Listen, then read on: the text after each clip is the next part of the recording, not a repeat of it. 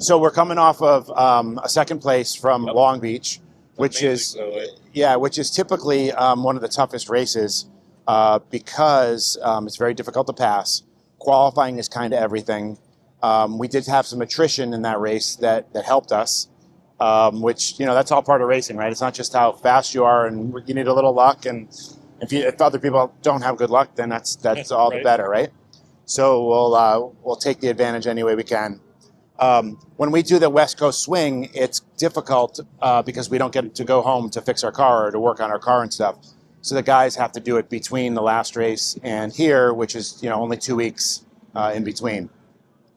But we luckily didn't have much damage at Long Beach, and you can't say that for a lot of the cars because the stuff that you see on TV is the stuff where pieces fly off. But other than that, there's a lot of contact, and there's a lot of people that hit the walls, and TV doesn't catch it, but their car's bent and stuff. So it's a grueling race in a lot of ways. Fortunately, we were unscathed. Well, the damage on the car was cosmetic on the left rear. Yeah. From some contact. Yeah. So I don't know. They all look the same, but we're very fortunate that Alexis didn't take us out because Alexis liked to take us out at Long Beach, and Alexis actually won the race. So maybe they were so far ahead that they didn't have a chance to take us out or anything. The only danger was them lapping. Yeah, right. Yeah, right. Anyway, so fast forward to here. We've only had one practice session, and the track has changed a lot since last year, and it was paved the year before. Yep. So it was paved the year before last year. The track had more grip last year. We expected the track to kind of be the same as it was last year, and it wasn't. So we're slower. So far, we're slower than we were last year. And are we slower than we were the year before? Yep. So we're slower than the last couple of years, which throws Engineer Jay for a little loop because in his calculations and in his ongoing math channels in his brain, he expected to unload here with a setup that we had pretty much like last year, improved on that, and then go out for a session but everybody went slower, which was good because then I can't blame Jay. You escaped it, Jay. And our car was actually good in the rear of the car, not so good in the front of the car. So I'm sure Jay spent all night staying up, calculating, and drawing out stuff, reworking the front so that we're going to actually be good in the front too. No, but the drivers liked the car, except for it didn't turn as sharp as they'd like. We're working on that. Hopefully we'll go out this next session and it'll be perfect. Why don't you explain a little bit about this track on not so much the car, but this track in general changes throughout the weekend historically since you've been here, and it seems like it changes more than other tracks. Why is that? I think it changes a lot. Because you're going to move that over. Yeah. Okay. Okay. To Jay. I'll do for now. You got it? You see some audio now? So this track is tricky because it's right next to all the sand on the sides. And so the wind blows the sand on the track, and now you get a very slippery surface. So we start driving on it, we clean the sand off, and eventually, as we get to the race, it's nice again and very grippy. So you got to expect the track to clean up and get better as the weekend goes on. Again, it's almost sanding off. Exactly. Sanding off, yeah. Exactly. And this track also, it's a low top speed track. Ever since they put turns 2, 3, and 4 in and got rid of the connection from turn 1 to 5, which was way back in the 80s, it's turned into a lower speed track, which means more downforce and focusing on going fast in the corners, not worrying about top speed because the top speed is fairly low. So we're not worried about drag. It's kind of like Monaco. We want to put all the downforce we can get on the car in order to go fast at lower speed. So that's what we're focusing on. We got the rear wing is maxed out. We've got a lot of rake in the car. Everything we can do to push down on the tires and get more grip. Nice. So Jay, not so much turning motorsport? Well, we want it to turn, but we want it to be aerodynamically working. Whereas at Long Beach, it's all about, 25, 30 miles an hour turning in the last corner. This is more, we're cornering at 80 to 100 miles an hour here. So we are cornering at high speed for a car like this. So we want to, we want to get over 2 Gs at 100 miles an hour. Oh wow. So, which like turn 6 is a very commitment corner. You have to be right on line. It's banked, but you can throw it in there and hit 2 Gs lateral at the apex. So a little bit more than your street car. Yeah. So Amazing stuff. So you got your work cut out for you today, I think, right? for sure. Yeah. Well, we've got a better car today, and we made steady improvements over the session. Robbie really liked the back axle, like you said, and then we made the front axle better. We'll make it again better today, and we got to get Patrick tuned up for qualifying this afternoon. Who will be qualifying today? Patrick Gallagher is going to qualify. He'll start the race, and then I remember 2 years ago he qualified second, right? Yep. In 2024. So he knows how to do it if we can give him the right tool, give him the right car. We have to make sure we're aware of any prototype cars. Exactly.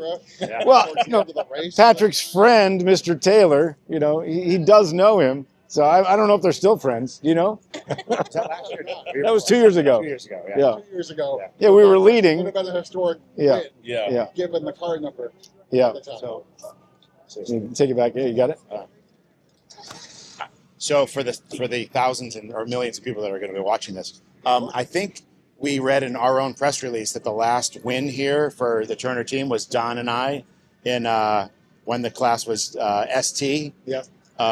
So we must have had the best horse pulling the cart back then or something. How long ago that was. So speaking of GS, we do have a GS race today. Yep. I think we qualified 8th and just out of mid-pack.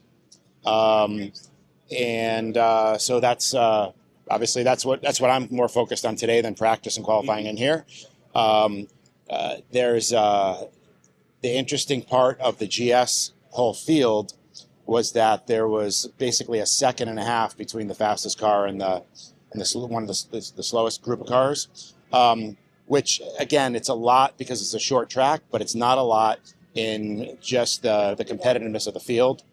The Supras are at the top again. They've been doing really well all year. They were really strong at Sebring. I thought they'd slow them down by now. Yeah. Still thinking about it. Still thinking about it. I mean, at the heart, I think there's a BMW power plant in there, so that's okay. Yep. It's not a Lexus, but it's a little close. So it's kind of weird. But yeah, so in that class, some cars we think can do a one-stopper. And for what that means is obviously one pit stop. You have to change your driver, and you have to add fuel. But some cars might be able to do it with a one-stop with some yellows. We need a little bit more help. So we hope that the yellow doesn't come out at a bad time that helps everybody else, doesn't help us. Right. That's the only thing that we're kind of worried about, because you can lose this race if you have to make 2 pit stops, even if you have a fast car and you execute. Yeah, so if there's an early yellow, it just moves the window. So that's the only thing we're kind of worried about is the fuel inequality of theirs. There's a little bit of cars that are a couple laps more and a couple laps less. So we're kind of on a borderline. But we'll see. Other than that, we hope to get a BMW on the podium. It'd be great. Right? Or what? Well, it's got 2. Multiple BMWs. Yeah, so I expect the 95 car to be playing around the front, and the 96 car to coming up to the front with Robbie in for the end of the race. For the 95 car, we'd like to try to do a one-stopper if there is a yellow. In the other car, we're going to stop early to get the first driver out because he's a little slower, and we'll put the Fulbert in, and hopefully he can move to the track. Install him into the car. Yes. Go. Yes. Lucas, I need you. We always need Lucas. Yes, bro. This is for the millions of people All right. that are out there now. Well, thank you guys for all coming out. To see Lucas. Yeah, appreciate it. What did you have to repair from Long Beach? Long Beach, we had some body work. We had diffuser damage, bumper damage, and both rockers. We were fairly soft in Long Beach, so we had a lot of roll. So both rockers were really worn on the sides, which was more than normal. Then mechanically, really everything worked pretty well. We had to fix a couple of flip pumps in the fuel cell because they were drawing a little bit more amperage, and but honestly, it was a fairly easy turnaround. You had to switch the fuel. And we got to switch sides, so yeah, the tracks go different, or pit lanes are different directions, so you need to switch your fueling side and your air jack side from one track to another. Because the Long Beach fuel's going in the right side. Yeah, 'cause Here it goes in the left side. Yeah, As I tried to remember, I was like, well, which way is Long Beach? I was like, oh, yeah. Right. It's weird they have to think about stuff like that. And when they first delivered the cars back in the day when BMW was building the cars, we didn't have the parts to switch the sides. right. Well, So they thought about everything, but they didn't. When they sent the cars to the U.S., they didn't think about size. Series. so our first Z4, the first, we couldn't open the driver's door and fuel at the same time. Yeah. So which really hurts in Daytona because most European tracks you're fueling on the right side of the car, so it doesn't affect the driver change. And then It's just funny. we get to Daytona and you plug in and you can't open the door. And GTR, we actually moved the fuel receptacle in Z4 back about a half a foot so that we could do it. And IMSA said, okay, they let us adjust. It was a big deal. Yeah. Oh, really? Otherwise, the fueler and the door can't Yeah, open. you can't. Yeah. In the way.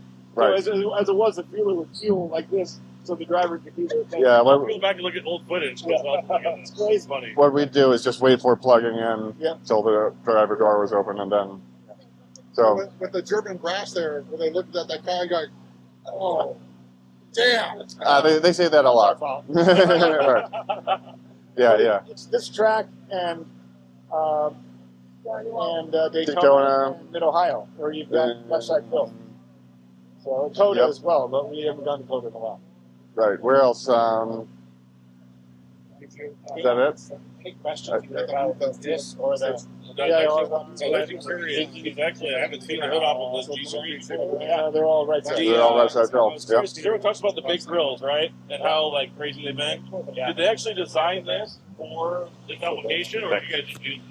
No, so Because this is genius, in my opinion. It's cool. I think they took advantage of what they could do with all this. Uh-huh. But look, it's from if you take the nose off, right, compared to the M6, is everything pretty much the same layout, or did they do different stuff to take advantage of the big grills?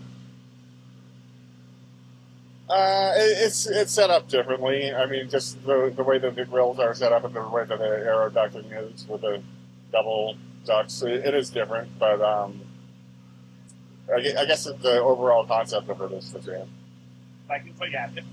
They did the design first. Okay. I was just curious because I haven't seen a setup like that. Yeah. And then this is Right. These are definitely different than the street car. Oh, no, I know that. Yeah. I just haven't seen, like, that's kind of a cool way to integrate the grill to the inner Right. core. Gotcha. Yeah, so for the Evo came with a new airbox piece. Yeah. Is this the whole thing different? Or Yeah. The whole airbox and the air filter location is different with the Evo, which basically it just helps the air filter life. with the Evo with the car, we got a new airbox. Yep. Obviously the mirrors, the lights. And if you think about it, the air at the center line of the car is better quality than air over here and over here. So from a cooling standpoint, you want to do all the cooling with the air at the center. So this design actually kind of lends itself to that. Yeah, that's kind of As cool the way opposed that to could work. having it low and wide, where you've got some air going inside. Even the brake cooling air is close to the center right Yep. here. It's very cool. And then there's nothing out here because the air starts peeling away. Yeah. That sucks it all in. Well, it starts separating out a little bit. You just don't have as much pressure here as you have here. Yeah, so the goal is getting all the air from the front and pool. The only downside is when you're behind a mid-engine car that has high output exhaust, their exhaust can go right into So the the intake dirty air. and can start to affect the combustion. So if you're right Yeah, tucked getting hot up in there. behind like a Lamborghini or a Ferrari, the engine start to stumble. Okay. So one thing, Jay and Lucas were both in the wind tunnel with this car. Oh, really? So they got to play around with the smoke and see where stuff goes. And That's awesome. yeah. Yeah, it was good to understand the areas that we can tune. How does it affect the center of pressure? And can we make improvements in little areas? And are they work? Some are good, some are bad. Just closing off, the brake nuts here a little bit. That reduces drag. If it's cold today, we might put some tape on the radiator opening that will reduce the air going in and reduce drag. So, That's awesome. Just understanding how those affect the aerodynamic numbers. That's very cool. Yeah, it's really interesting the way it's set up. That's awesome. Well, the dry sump, the engine's lowered and moved rearward on the street car. Yeah, But just about every race car here is dry sump. yeah. It's hard to see the engine from here. You what? Hard to see the engine from here. But Oh yeah. I think I'm thinking like well, see, it is set very low. I have an F82 street car, so I've seen most of these stuff We're around gonna quite do a bit. our warm-up procedure now, which is like it takes a while. It's a box run. Like what? You can't hear a thing. yeah, you What? won't be able to hear it. But if you want to check it out. Are you doing it or is Jake doing it? I was gonna do it. All right, Jake, You wanna do it? well, he doesn't. Come on, you're a good guy. So Lucas is going to do the box run to warm up the car, or Lucas and Jake. Yep. What happens when he does that? What does it do? Just does all the system checks. So it checks wheel speed and everything. And Well, like what? When you're sitting in there, you see all this stuff happening. Yeah. What other things is it checking? it's just getting it up to temperature. So it'll do. You'll hear it. We'll rev up and hold it, and that's just like a little cooling system. You just turn it off. Try it again. So this is a laptop-less car. So theoretically, you can do everything from the steering wheel as far as setting. Yeah. Clearing codes, checking codes, getting information. And it's even like there's even pages in there for different series around the world with different fuels. So each series kind of uses different octane fuels. And you can scroll down and pick your series and it picks the fuel. That's awesome. It's kind of cool. Just changes the mapping. Supposedly it doesn't. Yeah. Supposedly it Pick the doesn't wrong one. require. It can The diesel one is not. Yeah, different tires. It's got Pirellis loaded in and all that. So Yeah, because each tire is slightly different diameter, and the ABS needs to know what the diameter is. See, it's a laptopless car, right, Mark? Mark, it's a laptopless car, right?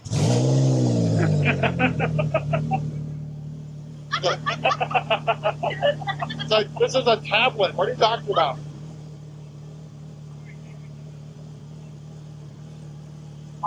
Thanks, guys. Feel free to stick around. Appreciate it. Thank you very much. Thank you. Nothing that exciting.